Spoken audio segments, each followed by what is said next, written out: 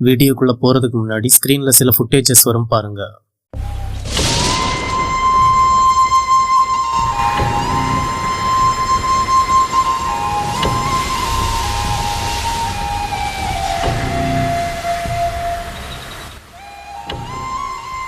இந்த போட்டோஸ் எல்லாம் சோமாலியாவோ இல்லை ஹிரோஷிமா நாகசாகி சம்பவமோ இல்லை.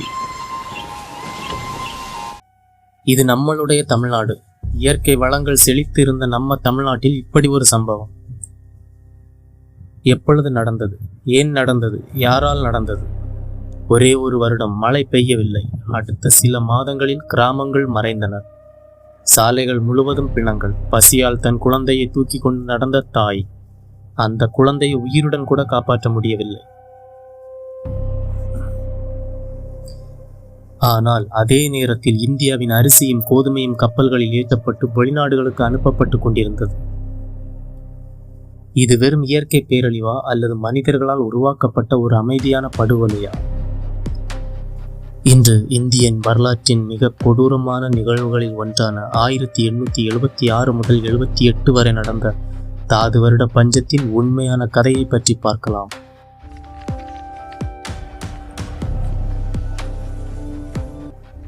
19ஆம் நூற்றாண்டின் இறுதியில் இன்றைய தமிழ்நாடு, ஆந்திர, கர்நாடக ஆகிய பகுதிகளை உள்ளடக்கிய மெட்ராஸ் மாகாணம் விவசாயத்தை மட்டுமே நம்பி வாழ்ந்த அந்த மண். காவேரி, பாலாறு, வைகை இந்த நதிகள் எல்லாம் ஆயிரக்கணக்கான மக்களின் வாழ்க்கையை தாங்கி நின்றன. ஆனால் இயற்கை தனது முகத்தை மாற்றியது. உலகம் முழுவதும் காலநிலையை மாற்றிய எல் நினோ தாக்கம் இந்தியாவையும் தாக்கியது. பசிபிக் பெருங்கடலின் மேற்பரப்பில் ஏற்படும் வழக்கத்திற்கு மாறான வெப்பமயமாதல் நிகழ்வே எல் நினோ எனப்படும். இது உலகளாவிய பருவநிலை மற்றும் வளிமண்டல சுழற்சியில் பெரும் மாற்றங்களை ஏற்படுத்தும். இதனால் தென்மேற்கு பருவமழை பெய்யவில்லை. இதை நம்பியிருந்த விவசாயிகள் மழைக்காக காத்திருந்தனர். ஆனால் வடகிழக்கு பருவமழையும் வரவில்லை. ஒரே ஆண்டில் 2 மழைகளும் பொய்த்து போனது. இதனால் நெற்பயிர்கள் வாடின, மண் தரைகளில் வெடிப்புகள் விழுந்தன, கிணறுகள் வறண்டன, நதிகள் மணல் மேடுகளாக மாறின. ஆனால் மழை இல்லாததே இந்த பேரழிவின் ஒரே காரணம் இல்லை. அதற்கு முன்பே ஒரு பெரிய பிரச்சனை உருவாக்கப்பட்டிருந்தது. அதான் பிரிட்டிஷ் ஆட்சி காலம். மக்கள் சாப்பிட வேண்டிய கம்பு, கேழ்வரகு, திணை போன்ற உணவுப் பயிர்களை விட பருத்தி, அவுரி, புகையிலை போன்ற ஏற்றுமதி பணப்பயிர்களை அதிகம் பயிரிட செய்தது. இதனால் வயல்களில் பணம் தரும் பயிர்கள் மட்டுமே இருந்தன. பிரிட்டிஷ் அரசின் கஜானா நிறைக்கப்பட்டது. ஆனால் நம் மக்களின் வயிறு கரைக்கப்பட்டது. மக்கள் சாப்பிட சிறு தானியம் கூட இல்லை. பஞ்சம் வந்தால் மக்களை காப்பாற்றிய கிராம தானிய களஞ்சியங்களும் மெல்ல மெல்ல அழிக்கப்பட்டன.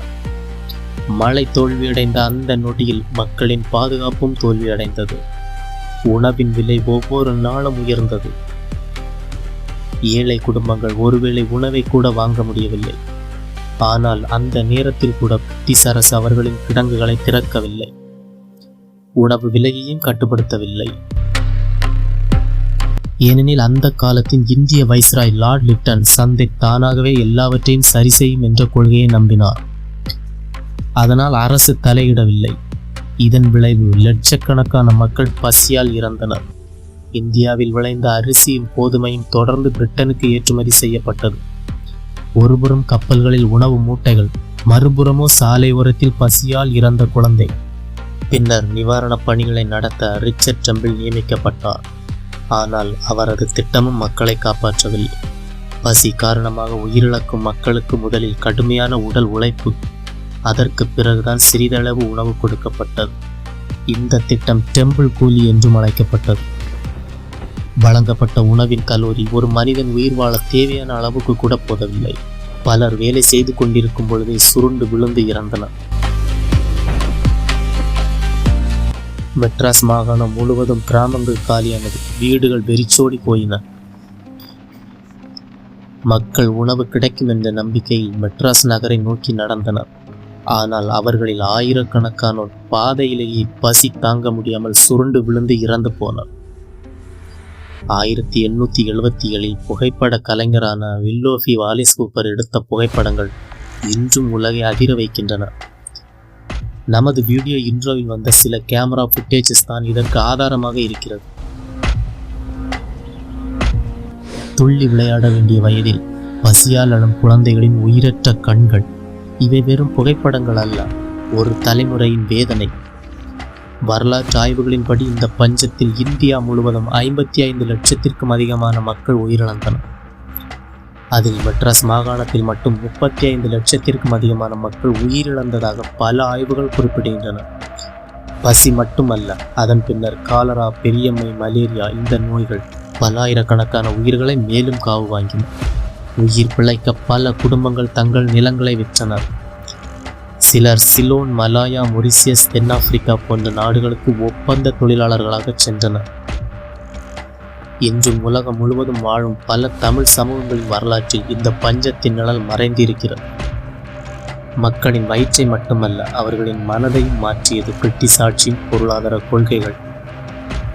பிரிட்டிஷ் ஆட்சி இந்தியாவை எப்படி சுரண்டுகின்றன என்பதை பல இந்திய சிந்தனையாளர்கள் கேள்வி எழுப்ப தொடங்கினர். அவர்களில் ஒருவர்தான் தாதாபாய் நவ்ரோஜி. இந்த பஞ்சத்தின் தரவுகளை அடிப்படையாக கொண்டு இந்தியாவின் செல்வம் தொடர்ந்து வெளிநாடுகளுக்கு வெளியேற்றப்படுகிறது என்ற ட்ரெயின் தியரியை உலகிற்கு விளக்கினார். சர்வதேச அளவில் பிரிட்டிஷ் அரசிற்கு கடும் கண்டனம் எழுந்தது.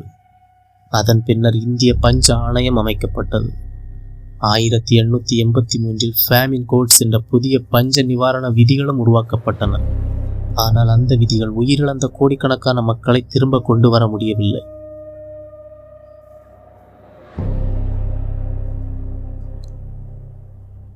வரலாற்றில் சில பேரழிவுகளை இயற்கை உருவாக்குகிறது, ஆனால் சில பேரழிவுகளை மனிதர்களின் முடிவுகளை உருவாக்குகின்றன.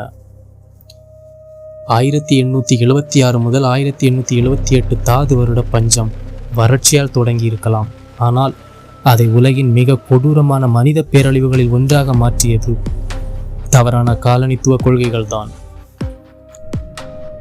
இன்று தமிழ்நாட்டின் பசுமையான வயல்களை நாம் பார்க்கும் பொழுது ஒரு காலத்தில் இந்த மண்ணை பசியால் அமைதியாக கதறியதை மறந்துவிடக்கூடாது. இது வெறும் வரலாறு அல்ல, மீண்டும் ஒருபோதும் நடக்கக்கூடாத ஒரு எச்சரிக்கை.